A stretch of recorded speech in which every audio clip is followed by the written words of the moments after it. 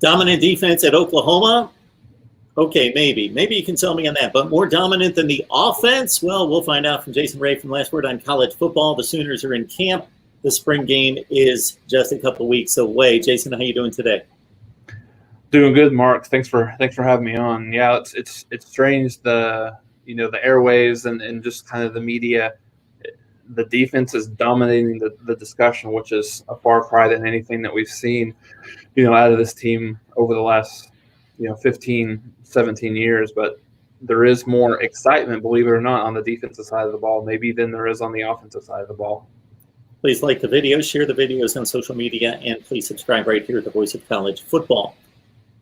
So, Jason, a number of the members of the coaching staff on that side of the football and defensive players met with the media this week. So, kind of run through where the storylines laid out this week.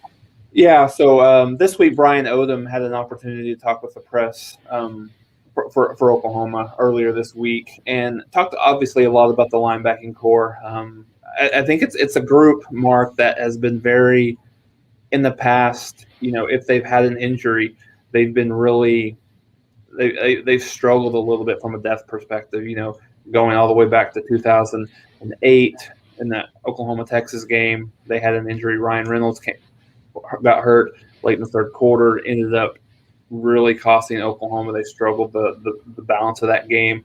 They've had a couple of other throughout the years where they've had an injury and they've not been able to recover from that from a depth perspective. But, listening to Brian Odom talking about bringing that consistency each and every day, when they bring that consistency, of course, a little bit of this is coach speak, but, he feels like there's not a deeper and more talented group in the country than the Oklahoma linebacking group that they have right now. So a couple of guys that he really singled out and talked about was Brian Asamoah, leading tackler of the linebacking core last year, the leading tackler overall of the team last year. Really talked about how dynamic of a player that he is. One of the things that he really needs to work on throughout the spring and fall is, open field tackling a little bit.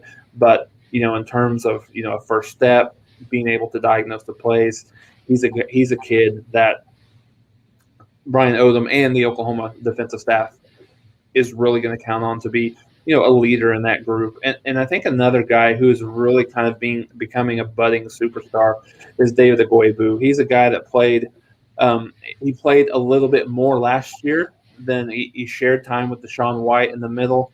And, he got more and more playing time as the season went on. And really, he's a guy that they think that can be, that next great linebacker, kind of in the Kenneth Murray mold, just in terms of quick first step, being able to get downhill quickly.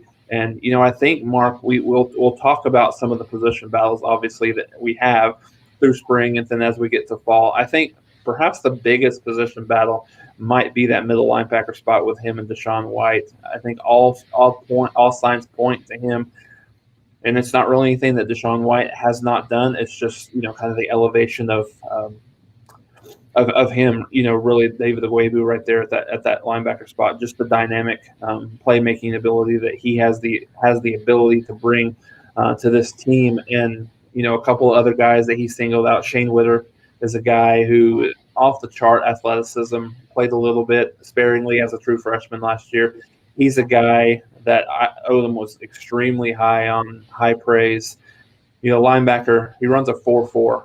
I think that kind of talks about the depth that Oklahoma has been able to get at the linebacker position, where you have a kid that's a 4.4 guy, 220, looks the part, has speed all over the field, is a pretty good tackler, is a guy that, when he came in last year, you didn't really see a whole lot of a breakout, in terms of, not having that same production at that linebacker position. And he's a guy that's probably not going to be a starter. Might be in the mix, might be in the competition, but he's not going to be being a starter. So that kind of talks to the level of depth that Oklahoma has at the linebacking position, something that they haven't had in quite some time.